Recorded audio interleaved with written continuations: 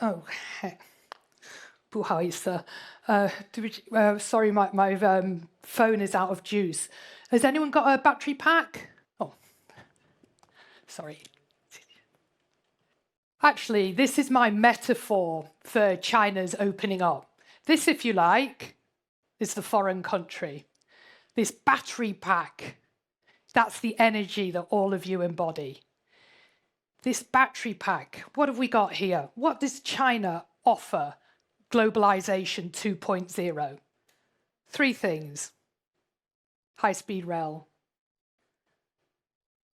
highways, high-speed internet, that's your 5G. And if countries want to leverage the 5% GDP growth which China offers, they have to be plugged in to what China offers them. This, if you like, are the countries, the 150 countries on the Belt and Road. Which are the countries in the world today which are growing at 3 to 4% GDP per annum? That's right. It's the countries that are using the Chinese battery pack. It's the countries in the Middle East, it's the countries in sub-Saharan Africa, it's the countries in Southeast Asia. And it's no coincidence that these are the countries that are connected to China, because countries that are growing in 2025 go up together with Chinese innovation. So I think what President Xi is working towards are basically three things. China will become, if you like, the largest spender in the world. That's number one. They will also be the best supplier because of you guys. There's 4.7 million STEM graduates coming out of China per annum. So this means the innovation is here. And that innovation is being exported down the Belt and Road to 150 other countries who are capitalizing on your growth. And the third area, it's going to be balanced growth. And that means extra healthcare spending, extra spending on education. So let's unpack these three areas a bit more broadly and maybe give you some examples just from my ordinary life. So number one, biggest spender. How is China going to achieve that? Not without a lot of policy innovation. The reason I like working in China is that it's policy-driven growth, which is enabling the economy to flourish. There's been the free trade zones, Shanghai, Guangdong, Hainan, all of them offering different characteristics for different types of business to flourish. I'm in Shanghai, so we like the financial liberalization. One of my friends has a robot agricultural factory in Guangdong. He used to have about 4 employees in 2011. He now exports to 31 countries because of the policies that facilitate the growth of his technological innovation. So the free trade zone that I have worked most closely with happens to be Hainan. And so I'll show you some of my buddies in Hainan.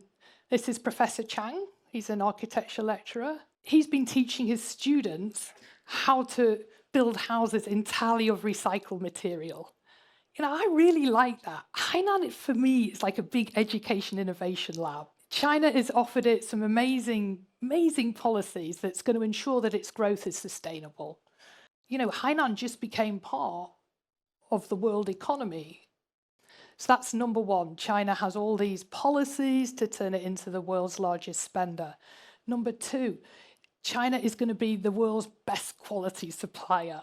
I have a lot of evidence of this as it happens, because I have been here a long time. I've been advising a lot of companies on setting up their Chinese joint venture partners. A lot of people have got rich around me, and it's because of the technological innovation that is systemic in the education system in China. And this is something I've really enjoyed witnessing in the last couple of decades. And most recently, you know, I experienced it. See this gentleman in the middle. How old do you think he is? He's 29. Do you know what he's holding? Does anyone know what those funny shades are? Yeah, you're all Gen Z. You all know what you're talking about. You're right. He's got a VR. I just bumped into this guy a couple of weeks ago, and he's from Guizhou. He said, "Do you want to try on these goggles?" I put it on, and immediately, like, the plush carpet in the hotel sort of turned into moon craters. Suddenly I was seeing what people who walk on the moon see. They see the Earth as this little fragile orb, which we shouldn't be polluting. It really was a transformative experience for me. That gentleman, he's 29, and he's with his buddy from Chengdu, Ada Space, working on satellites for China. And this weekend, I met a French lady, and she'd invited her 2 kids, age 16, to come and live with her and her husband in Shanghai.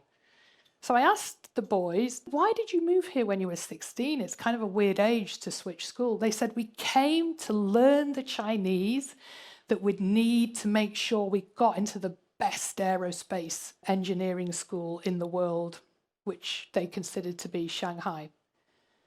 So this was brand new to me. I introduced the 2 French boys to Warren from Guizhou. I was just watching their WeChat earlier today, and they were saying, sure, you can work on our satellite program.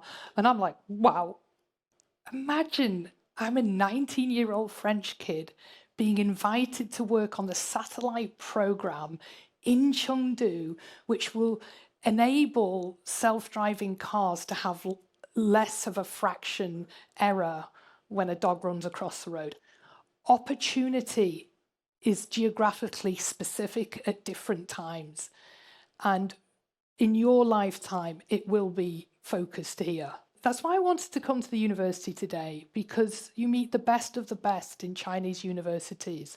And, really is a privilege to meet you, because the multinational companies of the future will emanate from China. I'm sure of it, because of this consistent ecosystem in innovation that you will be able to export as multilingual students to the world from China. Just to add a little more to that story, there's the gentleman from Chengdu on the right. He works at Ada Space. Warren from Guizhou, he's the programmer in the middle. And on the left, you've got Amir. He's based in the UK, but he speaks Arabic because he's originally from Syria. And he's already signed an MOU with those guys. Because when he saw those guys in the lobby, he recognized they were speaking to a Saudi Arabian investor. He actually could sense that he was from Saudi Arabia and said, oh, can I join you? And they started discussing investment in the innovation created in Guizhou for the Chengdu Satellite Lab. Now, it's this sort of catalytic opportunity that used to make me want to live in other countries that is afforded to me here that keeps me in China. And so my third area that I wanted to, nobody cares if you have the biggest spenders or the best exporters if you're not creating balanced growth for the people. And this is another reason I like China. I like the common prosperity policy where people go up together. Because if people don't get rich together, you cultivate problems that will come back and hit you in the future. And it's been a privilege to work with Wang Liwei for the last 15 years on his foundation. And this is a picture of us in Hainan. And he's presenting this calligraphy that says quiet and far. And that's how I see China globalization 2.0. That China's not telling you, hey, we're number 1, we're the best, we're great. China's just getting on with the work, innovating, creating opportunity, building ports and roads, and sending better equipment abroad to improve ordinary people's lives. I got here from Shanghai for about $60 because I was able to get a bicycle from my home to a subway that arrives on time, to get a train to go 1,200 kilometers with my phone and computer working all the way so I don't lose any downtime at work. And then I was able to get off the train and get another bicycle. China frees up your brain by looking after the infrastructure, by looking after your personal safety, and by looking after your education opportunity so you can focus on the innovative breakthroughs that happen when you have a clear mind with your left and right brain working in harmony. So China is trying to create balanced growth that is both quiet but far-reaching. And the way Xi Jinping summed it up in his meeting on the 28th of March at the Great Hall of the People is he said there's been 2 miracles in China.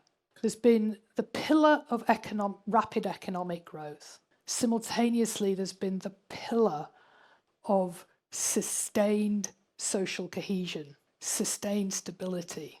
Growth and stability have to go together, or you get the sort of dislocation that creates difficulties in other countries. So if I was to describe China's growth in one image, it would be in a picture. Can we hold that together, Mr. White? Let's do it there. So do you like this tapestry? So for me, this is the green shoots of growth. These are your ideas. This is the fertile soil of innovation that is created with your 4.7 million STEM students. These are the businesses that you are creating now that you're at university. And these are blossoming into patents which are going global peacefully. And that's how I would summarize China's energetic growth.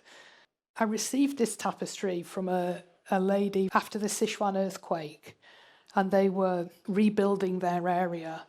And I always think China is somewhere, whatever happens, it will not only rebuild its own economy, but maybe it will export that green growth to other countries to rebuild a broken global economy. So no pressure, guys. I think the future belongs to you in China, and thank you very much for your time today.